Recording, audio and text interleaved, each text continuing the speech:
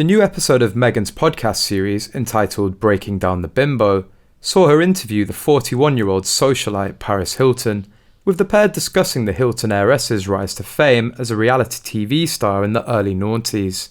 However, although Hilton may be known for her flamboyant lifestyle, regularly sharing on social media snippets of her extravagant life, it seems the star wasn't quite so confident when she came face to face with Meghan. The opening 10 minutes of the interview were largely a lengthy introduction from Meghan, who recounted in detail her thoughts on how Hilton had influenced her as a younger woman. Culture and brand expert Nick Eade said Meghan's guests had become a secondary place, with archetypes remaining very much focused on Meghan and her opinions. He said, "The new Archetypes podcast is a really strong vehicle for Meghan Markle to get a view access and establish herself as a voice listened to by millions. She's cleverly invited some top talent, including Serena Williams, Mariah Carey, and now Paris Hilton, to talk about perception, change, and personal growth, amongst other things, and she's used her guests to debate her own agendas and offer up her own opinions, for that whilst she was in the royal family she wasn't able to have. Using such high-profile celebrities in different genres is a surefire way of Meghan getting more listeners and more interest. The talent has somewhat slipped into a secondary place, whereas with most podcast interviews the interviewer is a conduit to hearing more about their guest. In Archetypes, the focus is very much on Meghan and her opinions. The success of the podcast is the idea of candid conversations and using celebrity guests to bring out the most of Meghan for her audience.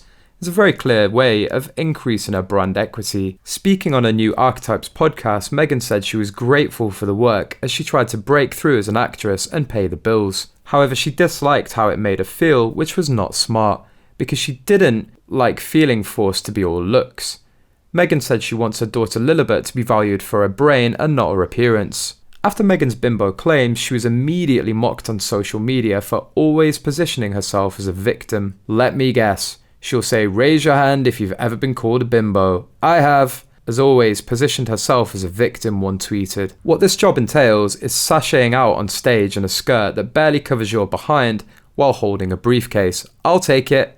I can't believe they objectified me," another joked. She knew where she was going and exactly knew her role. She accepted it. "Stop blaming others for your own wishes and actions," a comment read. Poor little girl. She was certainly forced to sign the contract and now rightly plays the victim part. How can't she realise she's utterly insufferable for this contentious tendency of never taking responsibility for her own choices? "I haven't heard the word bimbo in a good decade or two.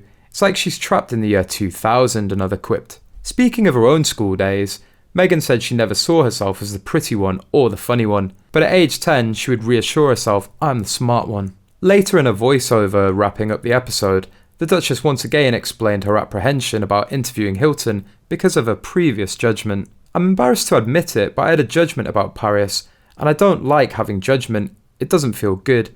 But I had to be real about that, because when I grew up, she was beautiful, rich, and famous. What could possibly be wrong with her life, I would think? And because my entire sense of self-confidence was wrapped up in being the smart one and not the pretty one, I found the way to project all of my judgment and envy onto her. Who would want to act stupid, I would think? Envy can be a very dangerous thing, as can judgment. I was ashamed to admit that I harboured either of those feelings."